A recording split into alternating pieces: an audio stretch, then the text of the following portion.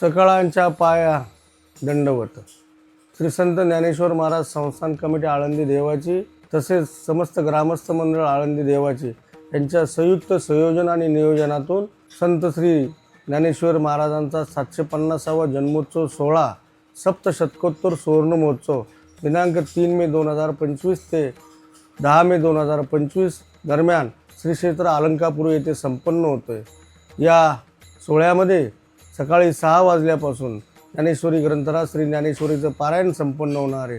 हरिकीर्तन आहे, संत चरित्र कथा आहेत आणि अनेक भक्ती परंपरेतील नामवंत कीर्तनकार, अभ्यासक, जपी तपी सिद्ध उपस्थित राहून ज्ञानदेवांची सेवा रुजू करणार आहेत.